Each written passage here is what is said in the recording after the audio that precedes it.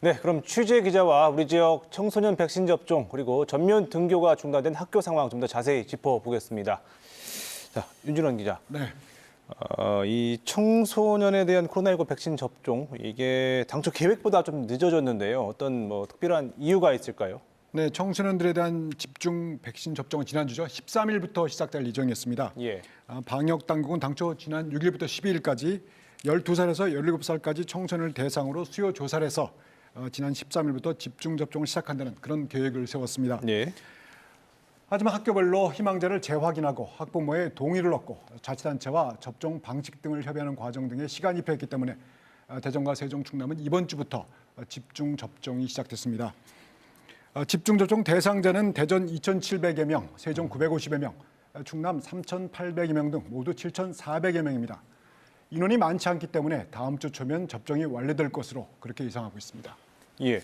그런데 사실 청소년 백신 접종을 꺼리는 분위기가 좀 있었단 말이죠.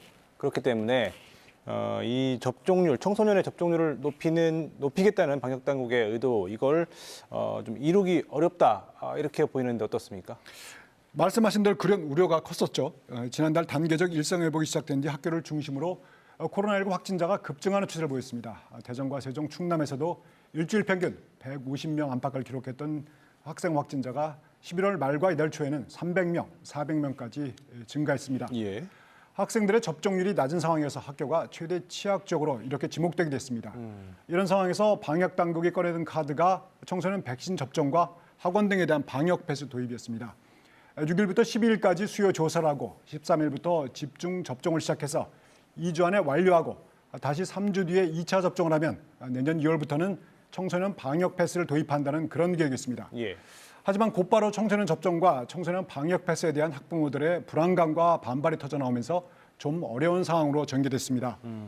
청소년 백신 접종 수요조사 희망자도 대상자의 7% 수준인 8만 3천여 명이 그쳤고 대전과 세종, 충남도 대상자의 7% 안팎인 7,400여 명에 머물렀습니다.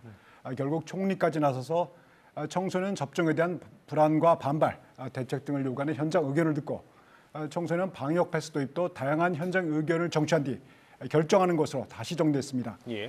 네, 그런데 그 사이 청소년 코로나19 백신 접종률이 좀 높아졌습니다. 예. 오늘 방역 당국 발표한 청소년 접종률 한번 보시겠습니다. 네, 어제까지 전국의 접종률입니다. 먼저 전체 연령대의 접종률은 1차는 84.7%, 2차는 82.9%입니다. 12살에서 17살까지 청소년들의 백신 접종률을 보시면 1차는 61%까지 상승했고 2차는 접종률이 44.8%까지 올라갔습니다.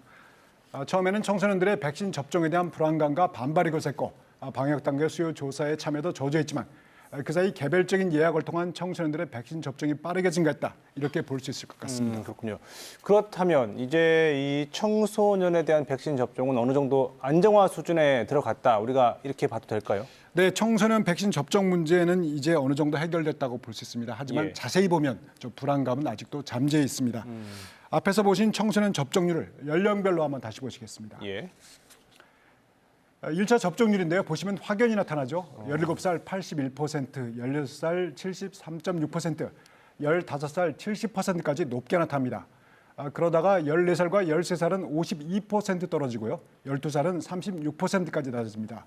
물론 12살에서 15살까지 청소년들에 대한 백신 접종이 늦게 시작된 것도 있지만 어린 학생들에 대한 백신 접종에 대한 일종의 불안감이라 할까요? 이 부분은 계속해서 방역 당국의 소통과 객관적인 자료 제시 등의 노력이 필요한 부분이라고 할 수 있습니다. 예.